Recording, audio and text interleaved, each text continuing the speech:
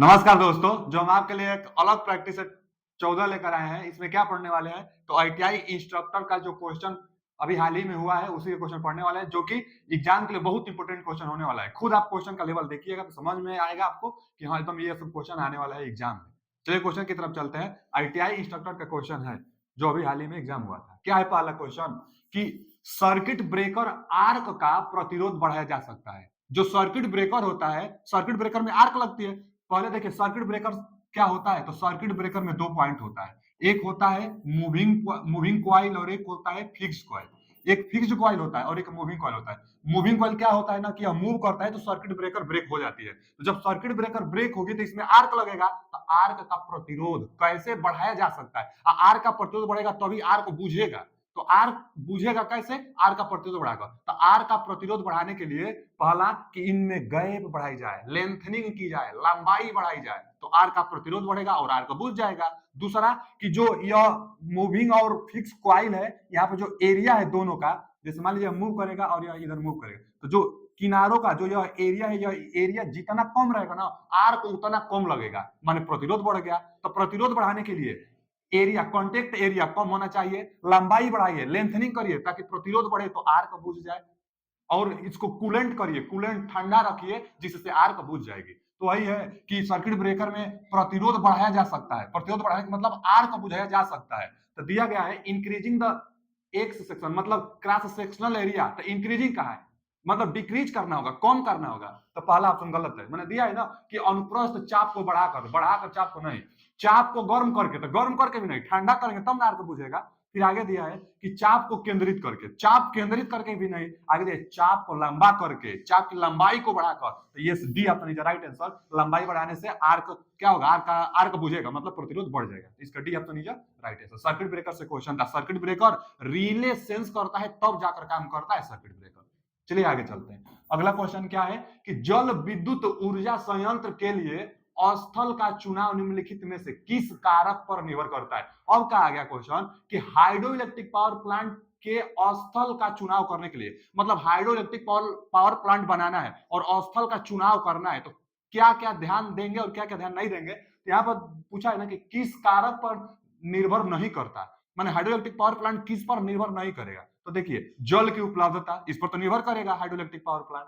आगे जल का स्टोर, जल का स्टोर पर भी निर्भर करेगा हाइड्रो इलेक्ट्रिक पावर प्लांट। तभी तो हाइड्रो इलेक्ट्रिक पावर प्लांट वहां डिजाइन किया जाता है जहां जमीन कम से कम दाम पर मिले, जहां ट्रांसपोर्ट करने की सुविधा हो आसानी से, और वहां जहां पानी की उपलब्धता हो, पानी स्टोर करने की क्षमता हो। तो ये सब हाइड्रो इलेक्ट्रिक पावर प्लांट पर निर्भर करेगा, ये भी निर्भर करेगा। और जल का शीर्ष जो हेड ऑफ वाटर डिपेंड करता है, हेड ऑफ वाटर जैसे हाई हेड, लो हेड, मीडियम हेड हम बताया था हाइड्रो इलेक्ट्रिक पावर प्लांट में। हेड ऑफ वाटर भी होता है। लोड सेंटर पर निर्भर नहीं करता है। यही पूछा है कि किस कारक पर निर्भर नहीं करता है, तो D option is right answer. Load centre पर, लोड सेंटर से थोड़े इफेक्ट पड़ेगा हाइड्रो इलेक्ट्रिक पावर प्लांट पर। तो हाइड्रो इलेक्ट्रिक पावर प्लांट बनाने के लिए ये सब देखी जाती है, हेड ऑफ वाटर, जल का स्टोर, जल मतलब अवेलेबिलिटी की, जल है कि नहीं है, ट्रांसपोर्ट देखा जाती है, जमीन सस्ता हो, ये देखा जाता है। तो hydro electric power plant, D option is right answer, इस पर निर्भर नहीं करेगा। चलिए आगे। अगला क्वेश्चन है कि थ्री फेज सिस्टम में धारा वोल्टता के बीच का फेज अंतर कितना होता है। जो थ्री फेज सिस्टम होता है उसमें फेज डिफरेंस, धारा और वोल्टता के बीच ही हमेशा फेज डिफरेंस निकाली जाती है। तो धारा और वोल्टेज के बीच फेज डिफरेंस 120 अंश का होता है। तो यहाँ पर D option is right answer. बहुत बार यह क्वेश्चन पूछ लेता है, 120 अंश का होगा फेज डिफरेंस, 120 अंश का होगा थ्री फेज सप्लाई जब भी पूछेगा तब। आगे क्या है कि ट्रांसफार्मर का शॉर्ट सर्किट परीक्षण, देखिए ना, short circuit test on transformer gives, माने ट्रांसफार्मर में शॉर्ट सर्किट टेस्ट क्या देता है। तो शॉर्ट सर्किट टेस्ट से हमेशा याद रखिएगा कॉपर लॉस, बहुत इंपॉर्टेंट क्वेश्चन है, छोटा सा क्वेश्चन बहुत इंपॉर्टेंट है। Copper loss, copper loss short circuit test से ज्ञात की जाती है, और ओपन सर्किट टेस्ट से आयरन लॉस ज्ञात किया जाता है। आयरन लॉस कांस्टेंट लॉस है, जबकि copper loss short circuit loss से ज्ञात करेंगे, और यह वेरिएबल लॉसेस है। Iron loss, iron loss open circuit test से, iron loss open circuit test से। अच्छा ये शॉर्ट सर्किट टेस्ट से, शॉर्ट सर्किट टेस्ट से, यह वेरिएबल लॉस है जबकि यह कांस्टेंट लॉस है। अच्छा जो वेरिएबल लॉस है मतलब लोड पर डिपेंड करने वाला कौन सा लॉस है, तो कॉपर लॉस है, जो कि कॉपर की बाइंडिंग और लोड की धारा पर निर्भर करता है। हिस्टेरेसिस लॉस और ईडी करंट लॉस दोनों का योगफल ही आयरन लॉस कहलाता है। तो हिस्टैरिसीस लॉस और एडी करंट लॉस यह दोनों का योगफल आयरन लॉस कहलाता है। अब जानते हैं हिस्टैरिसीस लॉस सिलिकॉन की कम मटेरियल मिला देने से कम होती है और एडी करंट लॉस कोर को लेमिनेटेड करने से एडी करंट लॉस कम होती है। दोनों का कॉम्बिनेशन आयरन लॉस कहलाता है। यहाँ पर ट्रांसफार्मर का शॉर्ट सर्किट टेस्ट से कॉपर लॉस में शॉर्ट सर्किट किस साइड करेंगे, तो हाई वोल्टेज साइड हमेशा शॉर्ट सर्किट किया जाता है। तो इसका B option is right answer. चलिए आगे चलते हैं। अगला क्वेश्चन है कि डीसी मशीन का योक किस पदार्थ का बना जाता है भैया? योक किसका? कास्ट आयरन का। जो डीसी मशीन का योक होगा, योक कास्ट आयरन का ना बनेगा। योक मतलब जो सबसे बाहरी भाग होता है, जो मोटर को सुरक्षा प्रोवाइड कराता है और इसी पर पोल कोर बनाई जाती है जिस पर बाइंडिंग करते हैं, नट बोल्ट से काटा जाता है, मैग्नेटिक फ्लक्स पाथ को योक पूरा भी कराता है। तो योक किसका बना होता है? सबसे बाहर भाग वाला कास्ट आयरन का योक बना होता है। चलिए आगे चलते हैं। अगला क्वेश्चन है कि जब दो एसीआर एंटी समांतर में जुड़ा हो तो क्या कहलाते हैं? दो एसीआर का full form silicon control rectifier होता है। एंटी पैरेलल जुड़े हो, देखिए ना, एंटी पैरेलल देखिए, एक यहां से ऐसे लीजिए और फिर ये एक ऐसे करिए, ठीक, और यहां से एक टर्मिनल, मान लीजिए M1 टर्मिनल और एक टर्मिनल, मेन टर्मिनल 1 और मेन टर्मिनल 2, और एसीआर है तो इस पर गेट पल्स भी होगा। तो यहां से एक और होता है गेट पल्स। तो अब यही बोला है, अच्छा एसीआर में गेट पल्स होगा, दो टर्मिनल होगा। यह भी यहां से भी देखिए दो टर्मिनल, इसके लिए भी देखेंगे तो दो टर्मिनल और एक गेट, इसके लिए भी देखेंगे तो दो टर्मिनल और एक गेट, माने दो एसीआर का एंटी पैरेलल ट्रायक कहलाता है। C option is right answer. और ट्रायक ही है जो बाई डायरेक्शनल होता है। बाई डायरेक्शनल, कई बार यह क्वेश्चन पूछता है, बाई डायरेक्शनल बाई डायरेक्शनल कौन सा होता है? ट्रैक। यह डायक क्या होता है? तो डायक दो पीएन डायोड का पैरेलल कॉम्बिनेशन, यहां दो एसीआर का पैरेलल कॉम्बिनेशन। एसीआर क्यों? क्योंकि गेट। और डायक क्या होता है? तो डायक में देखिए, डायक में भी ऐसे ही रहेगा, बस वहां पर ना गेट टर्मिनल नहीं रहेगा, इसलिए उसको हम लोग कहेंगे कि दो पीएन डायोड का एंटी पैरेलल। अब देखिए, यहां से एक टर्मिनल और एक टर्मिनल यहां से, यह डायक का सिंबल है और यह ट्रायक का सिंबल है। ट्रायक में गेट होता है, इसीलिए एसीआर का एंटी पैरेलल, यहाँ डायोड का एंटी पैरेलल, डायोड का एंटी पैरेलल डायक और एसीआर का एंटी पैरेलल ट्रायक। यह यूनिडायरेक्शनल है। आईजीबीटी जो होता है बीजेटी प्लस मोसफेट का कॉम्बिनेशन आईजीबीटी होता है। हाई वोल्टेज पर कंट्रोलिंग में इसका प्रयोग किया जाता है। इसका फुल फॉर्म पूछता है तो insulated gate bipolar transistor. UJT क्या होता है? Unijunction transistor. यह भी यूनिडायरेक्शनल है, यह भी यूनिडायरेक्शनल है, जबकि यह बाई डायरेक्शनल है। ट्रायक को ड्रायक की सहायता से ट्रिगर किया जाता है, माने ट्रायक को स्टार्ट करने के लिए डायक का इस्तेमाल किया जाता है। अब बाकी ये सब कंट्रोल में प्रयोग किया जाता है। यह बाई डायरेक्शनल, जानते रहिए, इसका यह सिंबल होता है। चलिए आगे चलते हैं। अगला क्वेश्चन है कि व्यक्तिगत अधिकतम मांगों के योग और विद्युत स्टेशन पर अधिकतम मांग माने मैक्सिमम डिमांड के अनुपात को क्या कहा जाता है? फिर से देखिए, the ratio of the sum of individual maximum demand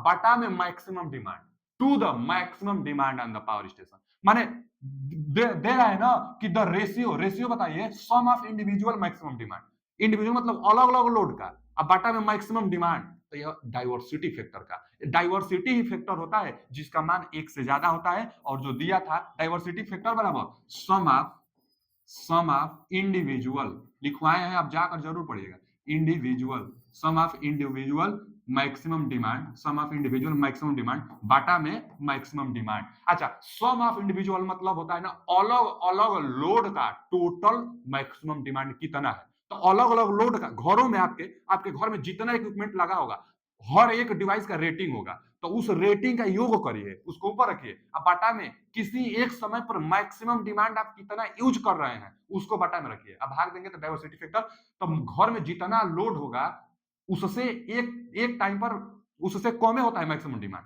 तो भाग देंगे तो एक से ज्यादा ही ना आएगा, या ऊपर वाला ज्यादा, सम ऑफ इंडिविजुअल है ना, तो हमेशा ज्यादा होता है इससे, तो इसलिए एक से ज्यादा आता है। तो जो डाइवर्सिटी फैक्टर है, डाइवर्सिटी फैक्टर का मान एक से ज्यादा, बाकी और जितना फैक्टर है सब फैक्टर का मान एक से कम होता है, बस डाइवर्सिटी फैक्टर का मान एक से ज्यादा होता है। इसका फॉर्मूला जानते रहेंगे, D option is right answer. अब यह प्लांट यूज फैक्टर होता नहीं है एक लोड फैक्टर। तो लोड फैक्टर क्या होता है? एवरेज लोड बटा में मैक्सिमम लोड। लोड फैक्टर को क्या कहेंगे? एवरेज लोड बटा में मैक्सिमम लोड। लिख भी देते हैं, पूछता है, तो एवरेज लोड एवरेज लोड बटा में मैक्सिमम डिमांड, एवरेज लोड बटा मैक्सिमम डिमांड लोड फैक्टर कहते हैं। एक यह भी पूछता है प्लांट कैपेसिटी फैक्टर, तो जो प्लांट कैपेसिटी फैक्टर होगा ना बच्चा, जो प्लांट कैपेसिटी फैक्टर होता है, प्लांट कैपेसिटी फैक्टर, यह भी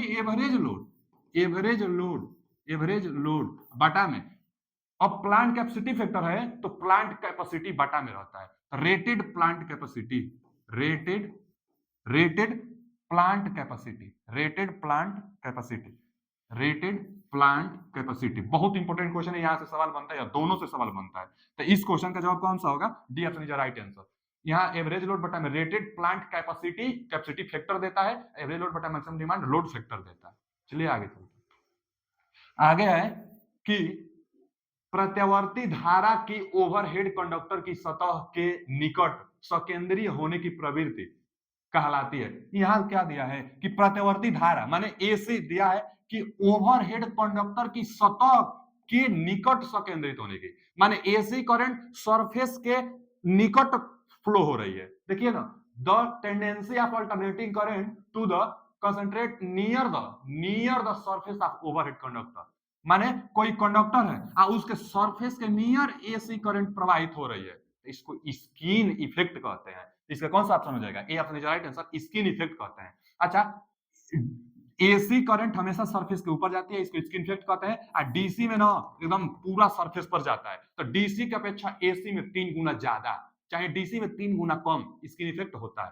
तो स्किन इफेक्ट सरफेस पर जाती है, तब इसका जवाब ए होगा। अब कोरोना इफेक्ट क्या होता है? कोरोना इफेक्ट हाई वोल्टेज पर जामुनी वायलेट कलर का जो रोशनी देखने को मिलती है ओवरहेड कंडक्टर पर, वही तो कोरोना होता है। तो कोरोना हाई वोल्टेज पर जो बैगनी वायलेट कलर का रोशनी देखने को मिलता है उसको कहते हैं। फिर एम्पियर लॉ होता है कि किसी बंद लूप में मैग्नेटिक फील्ड्स का रेखीय समाकलन, उस बंद लूप में टोटल धारा, उस बंद लूप में टोटल धारा का म्यू नॉट गुना, टोटल धारा का म्यू नॉट गुना एम्पियर सर्किट लॉ कहलाता है। एम्पियर सर्किट लॉ तो एम्पियर से रिलेटेड है।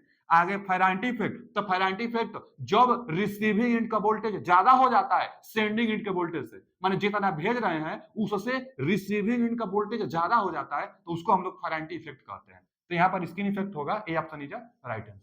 अगला क्वेश्चन क्या है कि एक संतुलित स्टार कनेक्टेड लोड की पावर आपूर्ति होती है। तो अब देखिए स्टार की बात कर रहा है और पावर आपूर्ति मैंने पावर सप्लाई पूछ रहा है, तो पावर के लिए एक ही फॉर्मूला कि V I cos phi, V I cos phi. हाँ, लेकिन लाइन वोल्टेज होता है, लाइन करंट होता है, और थ्री फेज है, स्टार का मतलब थ्री फेज है, इसलिए कर्णी 3 लगा हुआ है। तो Karni 3 VL IL cos phi power के लिए फॉर्मूला, इसका option D option is right answer. और एक बात जानिए कि यहाँ लाइन वोल्टेज अगर फेज, जैसे यहाँ देखिए ना फेज में दिया है, तो यह क्वेश्चन गलत इसलिए है क्योंकि यहाँ 3 हो जाएगा। कैसे? तो बचाओ, जो स्टार होता है, स्टार में धारा बराबर होता है, IL बराबर IP होता है, लेकिन वोल्टेज क्या होता है?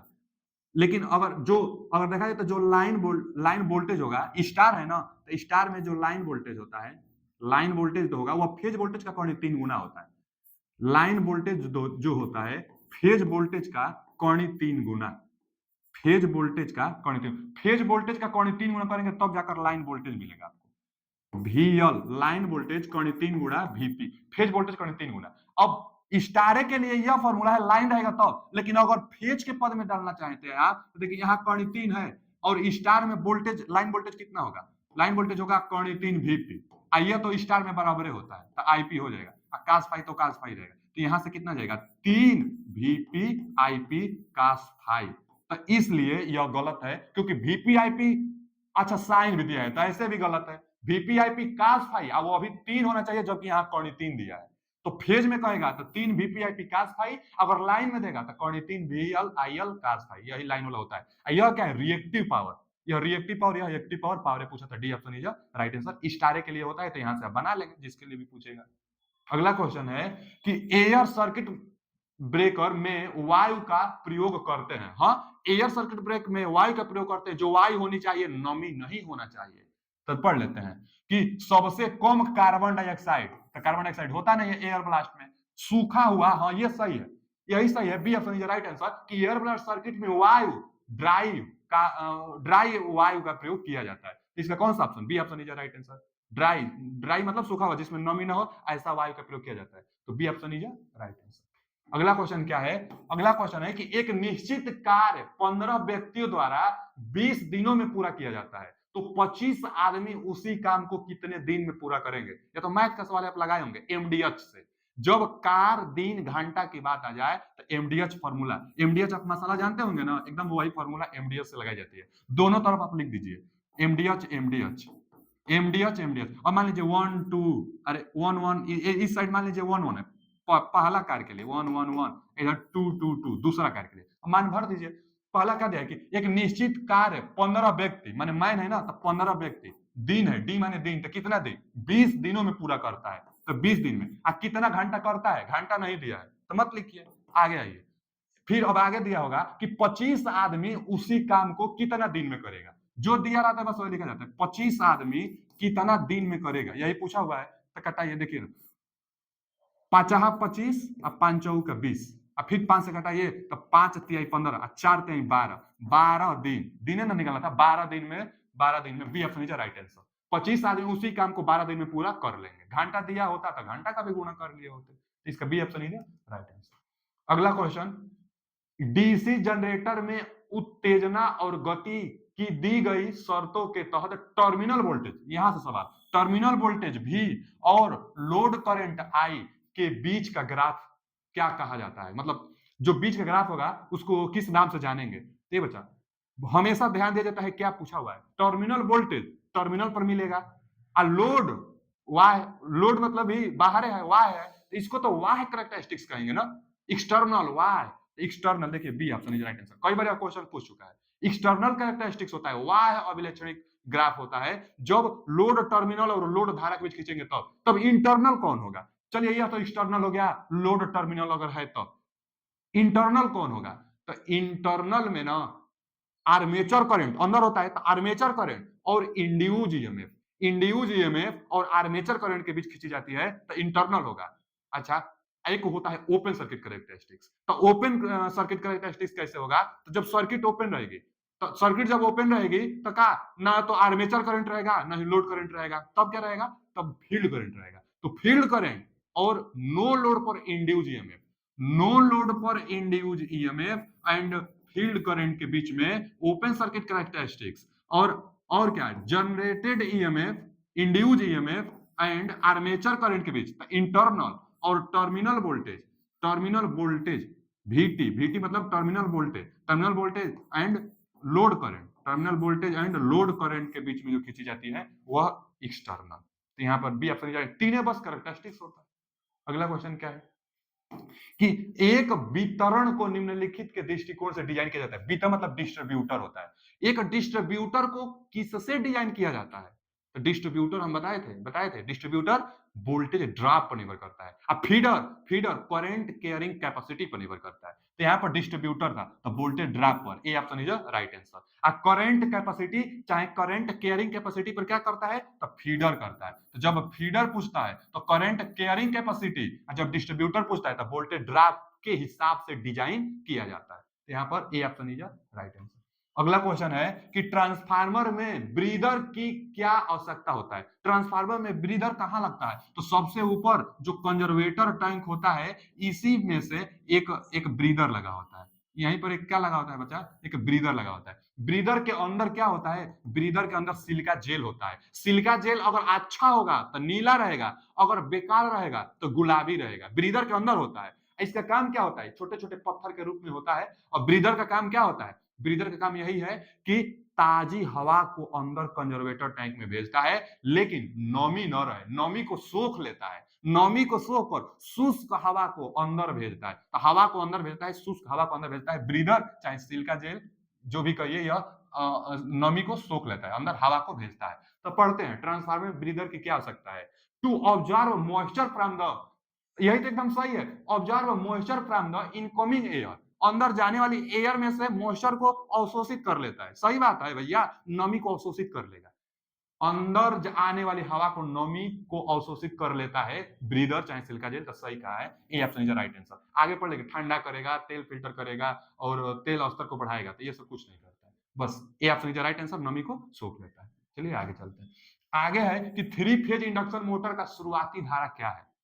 थ्री फेज इंडक्शन जो मोटर होता है उसका स्टार्टिंग टार्क ज्यादा होता है, तभी तो हम लोग स्टार्टर का प्रयोग किए हुए थे। तो स्टार्टर का प्रयोग क्यों किया जाता है? क्योंकि स्टार्टिंग करंट ज्यादा होता है, उसको कम करना होता है स्टार्टिंग में।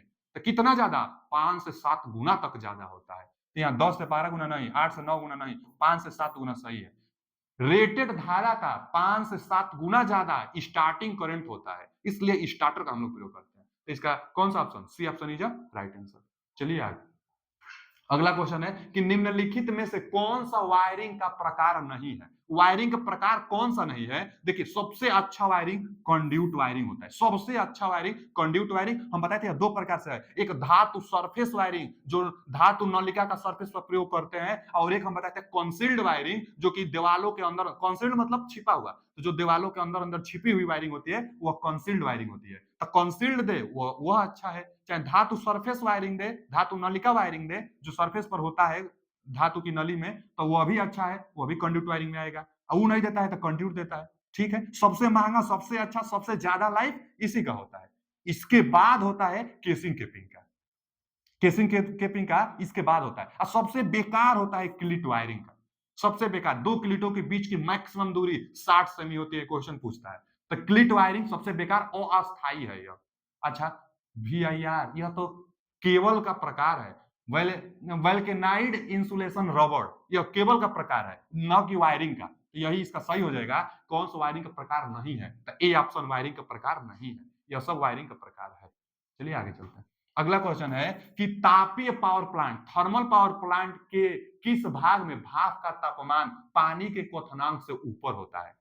पहले तो यह जितना है ना, economiser, air preheater, boiler, furnace और सुपर हीटर, सब का सब थर्मल पावर प्लांट का पार्ट है। क्वेश्चन पूछ लेता है कि निम्न में कौन सा थर्मल पावर प्लांट का पार्ट नहीं है, तो जानते रहे कि सब का सब थर्मल पावर प्लांट का पार्ट है। अच्छा, पूछा है कि किसका तापमान जल का क्वथनांक से भी ज्यादा होता है, तो नाम से भी आप पकड़ सकते हैं कि सुपर हीटर के नाम से पता चल रहा है कि इसका तापमान सबसे ज्यादा होता है। हाँ जी, 500 500 सेल्सियस तक इसका तापमान होता है, बहुत ज्यादा होता है। इसका काम क्या होता है? तो जो बॉयलर फर्नेस है ना, जहां कोयला दहन होता है और पानी गर्म होती है, इसी में भाप बनता है, यही भाप सुपर हीटर के पास पहुंचता है। तो सुपर हीटर का काम क्या है कि इतना तापमान रहता है कि जो इसके पास भाप आ रही है उसमें से नमी को सोख लेना, नमी को बाहर कर देना, अब बिना नमी वाला आगे टरबाइन पर भेजना। तो सुपर हीटर का काम है कि भाप से नमी को अवशोषित कर लेना। तो भाप, सुपर हीटर का तापमान 580 तक होता है, इसका तापमान सबसे ज्यादा होता है। इकोनोमाइजर बॉयलर की इफिशियंसी को बढ़ाता है। इसका D option is right answer. D option is right answer. अगला क्वेश्चन क्या है कि भूमिगत केबल में सर्वरिंग का कार्य सुरक्षा करना होता है। भूमिगत केबल में सर्वरिंग का कार्य सुरक्षा करना होता है। किसका सुरक्षा देता है? सर्वरिंग। तो देखिए, जो अंडरग्राउंड केबल होता है, MBA से हम याद कराए थे, आगे एक कोर होता है, इंसुलेशन होता है, यहाँ सर्वरिंग होता है। सिम्बास से भी बहुत लोग इसको याद करते हैं। चाहे MBA आप याद कर लीजिए, सबसे पहले core, insulation, metallic sheet, bedding, armouring और सर्वरिंग होगा। प्रत्येक दूसरे का रक्षा करता है। कोर का रक्षा इंसुलेशन, इंसुलेशन का रक्षा मेटेलिक शीट, मेटेलिक शीट का रक्षा बेडिंग, बेडिंग का रक्षा आर्मरिंग, आर्मरिंग का रक्षा सर्वरिंग। अच्छा, पूरे केबल को, अंडरग्राउंड पूरे केबल को सुरक्षा कौन देगा? तो आर्मरिंग और सर्वरिंग पूरे केबल को देते हैं। यह कोर है या इंसुलेशन है। मेटेलिक शीट लेड का बना होता है। बेडिंग जूट, चाहे हैसियन जूट बोलते हैं, जूट का बना होता है, रेशेदार होता है। आर्मरिंग किसका बना होता है? तो स्टील टेप, स्टील टेप चाहे गैल्वेनाइज्ड आयरन का आर्मरिंग बना होता है। और सर्वरिंग तो सबसे बाहर एक इंसुलेटेड लेयर होता है। पूछा क्या है? सर्वरिंग का कार्य सुरक्षा। सर्वरिंग कहाँ है? यह तो आर्मरिंग को सुरक्षा देगा ना, प्रत्येक दूसरे को सुरक्षा देते हैं, तो सर्वरिंग आर्मरिंग को सुरक्षा देगा। तो सर्वरिंग आर्मरिंग को, C option is right answer. Serving armouring को। आर्मरिंग किसको? बेडिंग को, अच्छा पूरा केबल को। अब बेडिंग किसको? मेटेलिक शीट को, कि मेटेलिक शीट में जंग न लगे। तो मेटेलिक शीट में जंग न लगे, कौन सुरक्षा करता है? बेडिंग करता है। किसका बना होता है? यहां से क्वेश्चन भी बनता है। तो C option is right answer. अगला क्वेश्चन क्या है कि किसी विद्युत मशीन की दक्षता सबसे अधिक होती है। किस प्रकार की विद्युत मशीन की दक्षता सबसे ज्यादा होता है? तो जिसमें रोटेटिंग पार्ट नहीं होगा उसकी एफिशिएंसी बहुत ज्यादा होगी, क्योंकि उसमें लॉसेस बहुत कम होगा। तो कौन सा है? ट्रांसफार्मर है। तो इसमें से transformer is right answer. Transformer का एफिशिएंसी 98% तक होता है। 98 से 99% तक मान लीजिए। बस कॉपर लॉस जो होता है थोड़ा सा, वही बस कमी हो जाती है, नहीं तो ट्रांसफार्मर की इफिशियंसी सबसे ज्यादा होता है। अब मोटर की इफिशियंसी कितना होती है? तो मोटर की इफिशियंसी 80 से 85% तक होता है मोटर का इफिशियंसी, क्योंकि उसमें रोटेटिंग पार्ट होता है। तो सबसे ज्यादा ट्रांसफार्मर की इफिशियंसी होता है, जानते रहिए। अगला क्वेश्चन क्या है कि एकल चरण मोटर का रोटर होता है, माने सिंगल फेज इंडक्शन मोटर का रोटर हमेशा केज टाइप, उसमें बाइंडिंग नहीं होता है, तो कौन सा? Cage type. B option is right answer. Single phase induction motor का रोटर केज टाइप होता है, कोई बाइंडिंग नहीं होता है। केज मतलब गिलहरी प्रकार का, तो सिंगल फेज का केज टाइप का होता है, बाइंडिंग नहीं होता है। आगे सार्वत्रिक मोटर माने यूनिवर्सल मोटर का शक्ति गुणांक होता है। देखिए यहां दिया है कि नो लोड पर इतना, नो लोड पर तो पावर फैक्टर होगा नहीं। आगे फुल लोड पर 0.7 से 0.8 यूनिटी तो होगा नहीं, तो एक ही ऑप्शन बच गया। यूनिटी पावर फैक्टर नहीं होता है। यूनिवर्सल मोटर एसी डीसी दोनों पर काम करता है, फूड मिक्सचर में प्रयोग किया जाता है, और फूड मिक्सचर में किया जाता है तो इसका पावर फैक्टर ज्यादा ही होता है, 0.7 से 0.8 एट फुल लोड। तो फुल लोड पर 0.7 से 0.8 इसका होता है यूनिवर्सल मोटर का। यूनिवर्सल मोटर फूड मिक्सचर में प्रयोग किया जाता है। आगे क्या है कि थ्री फेज इंडक्शन मोटर के अधिकतम टार्क की स्थिति क्या है? थ्री फेज इंडक्शन मोटर का मैक्सिमम टार्क की स्थिति पूछ रहा है, तो मैक्सिमम टार्क कब होगा भैया? थ्री फेज इंडक्शन मोटर में तो जब रोटर का रेजिस्टेंस रोटर के रिएक्टेंस के बराबर होगा तो मैक्सिमम टार्क का केस आएगा। माने यह कब होगा? तो जब स्लिप का मान 1 होगा, क्योंकि स्लिप बराबर होता है R2 बटा में X2, तो यह दोनों बराबर होगा, कट के 1 आएगा, इस का मान 1 पर मैक्सिमम टार्क मिलता है। तो अधिकतम टार्क के लिए रोटर प्रतिरोध आपूर्ति आवृत्ति पर रोटर प्रतिघात से अधिक, तो गलत कहा है। आगे दिया है रोटर प्रतिरोध आपूर्ति आवृत्ति पर रोटर प्रतिघात के बराबर, तो यही सही है। प्रतिघात रोटर प्रतिघात के बराबर होना चाहिए रोटर प्रतिरोध, तो मैक्सिमम टार्क मिलेगा, यानी B option is a right answer. Important question है यह। अगला क्वेश्चन क्या है कि प्रत्यावर्ती का शक्ति गुणांक किस कारक पर निर्भर करता है? प्रत्यावर्ती मतलब अल्टरनेटर, तो अल्टरनेटर का शक्ति गुणांक किस कारक पर निर्भर करता है? तो हमेशा लोड पर निर्भर करता है, क्योंकि जो अल्टरनेटर होता है, हम भी कर्व इसका बनाए थे, तो यहाँ पर क्रॉस मैग्नेटाइज होता है यूनिटी पावर फैक्टर पर। अब इधर आप जाएंगे तो इधर क्या होता है बच्चा? इधर जो होता है लैगिंग होता है, इधर जाने पर लीडिंग होता है, इधर जाने पर लीडिंग होता है। तो जैसे यही है फील्ड करंट, चाहे एक्साइटेशन बढ़ेगा, तो जैसे जैसे आप लोड बढ़ाएंगे, फील्ड करंट मतलब जैसे जैसे आर्मेचर करंट चाहे फील्ड करंट, आर्मेचर करंट चाहे फील्ड करंट, यहाँ पर हालांकि आर्मेचर करंट होता है व्हीकल में, और यह फील्ड करंट, तो जैसे जैसे आप लोड बढ़ाएंगे वैसे वैसे इसका पावर फैक्टर कम बेसी होगा ही। तो वही पूछा है कि प्रत्यावर्ती का शक्ति गुणांक किस कारक पर निर्भर करता है? तो लोड पर, तभी तो लीडिंग लैगिंग यूनिटी मिलेगा, तो लोड पर निर्भर करेगा। C option is right answer. अगला क्वेश्चन क्या है? अगला क्वेश्चन है कि बड़े विद्युत केंद्र के लिए भू संपर्कन प्रतिरोध का मान क्या होता है? बड़े संस्थान, बड़े बड़े बड़े जो पावर प्लांट होते हैं, वहां पर अर्थ रेजिस्टेंस का मान कम से कम होना चाहिए। इतना वो लोग डिजाइन करते हैं, प्लेट अर्थिंग वो लोग करते हैं ताकि अर्थ रेजिस्टेंस का मान कम से कम हो। तो कम से कम कितना होता है? 10.5 होता है, और उसके बाद इससे थोड़ा बड़ा होगा तो 2 ओम। घरों पर जो हम लोग करते हैं 5 ओम तक हो जाता है, पथरीली स्थानों पर 8 ओम तक अर्थ का रेजिस्टेंस हो जाता है, लेकिन चाहिए कि अर्थ का रेजिस्टेंस कम से कम हो। तो इसका A option is right answer. अगला क्वेश्चन क्या है कि विद्युत गीजर का तापमान नियंत्रित किससे होता है? विद्युत गीजर हो चाहे ऑटो आयरन हो, जो ऑटोमेटिक आयरन प्रेस होता है, उसमें तापमान को कंट्रोल करने के लिए थर्मोस्टेट का प्रयोग किया जाता है, जो दो विभिन्न प्रकार की धात्विक पट्टी से मिलकर बनी होती है। तो थर्मोस्टेट यहां दिया है, सी ऑप्शन। थर्मोस्टेट से तापमान कंट्रोल किया जाता है, पत्ती होती है जो मुड़ जाती है। क्वेश्चन कैसा था कमेंट में जरूर बताइएगा, कितना आपने क्वेश्चन सही किया यह भी बताइएगा। अब कंटिन्यू हम कोशिश करेंगे वीडियो आपके लिए लेकर आए। थैंक यू, धन्यवाद।